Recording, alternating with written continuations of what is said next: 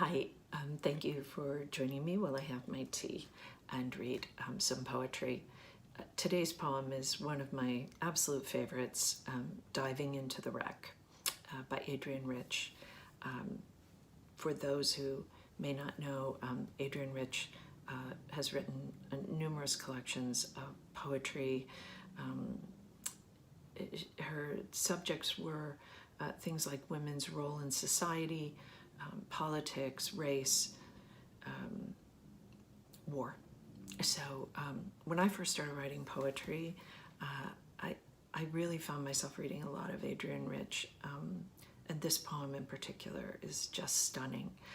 It is a bit of a longie, so it's a long one, but I think it's worthwhile, and I hope you like it.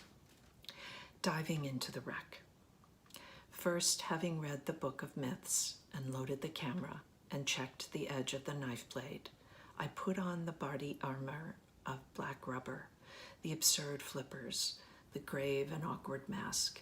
I am having to do this, not like Cousteau with his assiduous team aboard the sun-flooded schooner, but here alone. There is a ladder. The ladder is always there, hanging innocently close to the side of the schooner.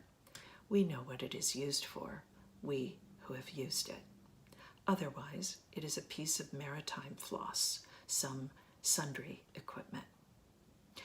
I go down, rung after rung, and still the oxygen immerses me, the blue light, the clear atoms of our human air. I go down. My flippers cripple me. I crawl like an insect down the ladder, and there is no one to tell me when the ocean will begin. First, the air is blue, and then it is bluer, and then green, and then black.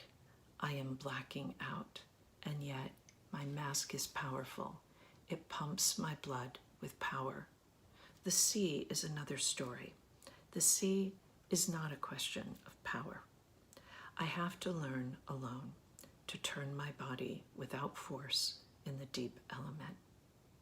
And now it is easy to forget what I came for among so many who have always lived here, swaying their crenellated fans between the reefs.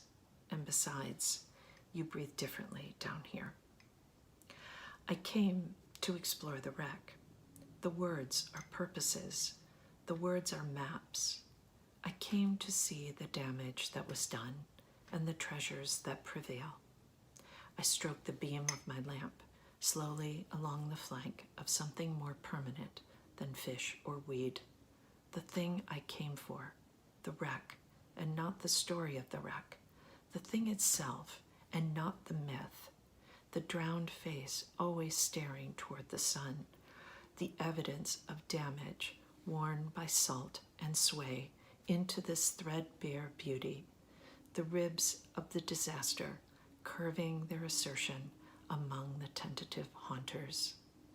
This is the place, and I am here, the mermaid whose dark hair streams black, the merman in his armored body. We circle silently about the wreck. We dive into the hold. I am she, I am he, whose drowned face sleeps with open eyes, whose breasts still bear the stress, whose silver, copper, vermeil cargo lies obscurely inside barrels, half wedged and left to rot. We are the half-destroyed instruments that once held to a course, the water-eaten log, the fouled compass.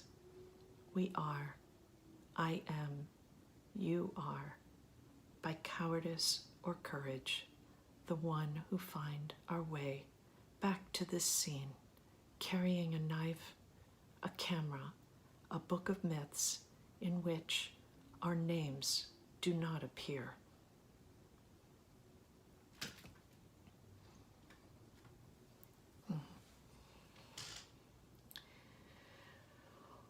Whoa, so much to say about that particular poem, and I feel like I actually don't even really have anything to say about that.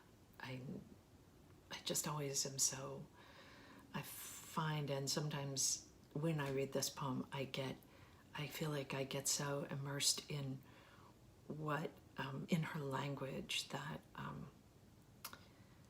it takes me a little while afterwards to kind of process it, the experience of it. So anyway,